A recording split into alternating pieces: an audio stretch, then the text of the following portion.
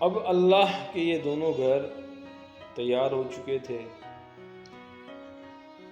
پھر ابراہیم علیہ السلام کے بعد حجاز میں بیت اللہ کی طرف اسماعیل علیہ السلام اور ان کی اولاد آباد رہی اور بیت اللہ کا انتظام سنبھالتی رہی۔ دوسری طرف بیت المقدس اسحاق علیہ السلام، پھر ان کے بعد یعقوب علیہ السلام، اور پھر یعقوب علیہ السلام کے بعد ان کے 12 بیٹے، یہ وہاں کا انتظام سنبھالتے رہے۔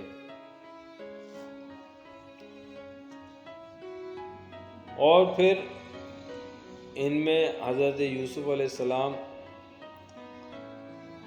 اور ان کے بھائی بنیامین پیدا ہوئے، جو کہ دوسری بیوی سے تھے۔ پھر حضرت یعقوب علیہ السلام اپنی اولاد کے ساتھ مصر چلے گئے اور وہاں تقریباً 300 برس آباد رہے۔ 300 سال کے بعد وہاں ایک انقلاب آیا اور اس انقلاب میں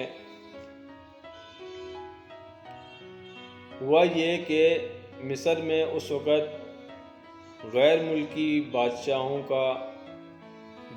کی حکومت تھی، اور وہاں مصر میں جو مقامی لوگ تھے وہ بغاوت کر دیتے ہیں مصری بادشاہوں کے خلاف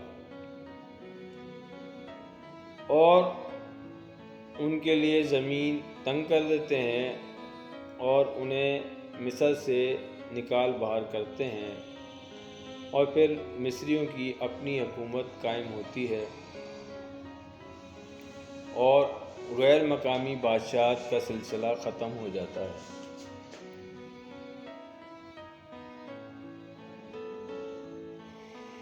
اب جو بنی اسرائیلی وہاں آباد تھے،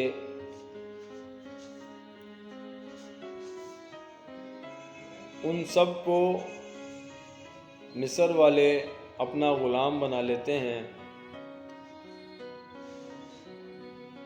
اور پھر اللہ تعالیٰ بنی اسرائیلیوں کو آزاد کرانے کے لیے حضرت موسیٰ علیہ السلام کو مصر میں بھیجتے ہیں۔ وہ وہاں پیدا ہوتے ہیں، فرعون کے گھر پلتے بڑھتے ہیں، اور پھر بنی اسرائیلیوں کو ایک دن آزاد کرا کر مصر سے نکل جاتے ہیں۔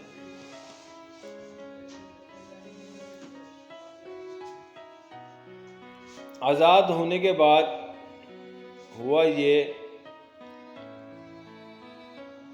کہ موسیٰ علیہ السلام تو چلے گئے وحی لینے اور ان کے لیے تورات کا تحفہ لے کر آئے اللہ کی طرف سے۔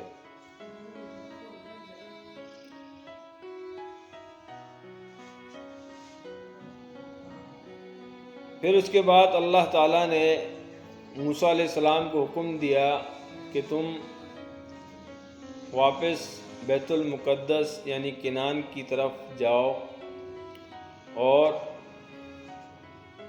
اس سرزمین پر اپنی حکومت قائم کرو۔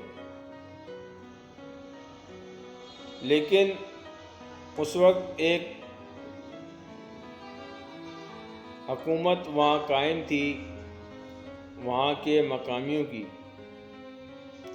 یعنی فلسطینیوں کی، جو موجودہ فلسطینی ہیں، یہ اس وقت تک ایمان نہیں لائے تھے اور وہ مشرک تھے۔ ان کی حکومت وہاں قائم تھی اور ان کا سربراہ اس وقت جالوت تھا، جس کا ذکر قرآن مجید میں بھی آیا ہے۔ اور اس سرزمین کو یہ لوگ لڑ کر ہی حاصل کر سکتے تھے،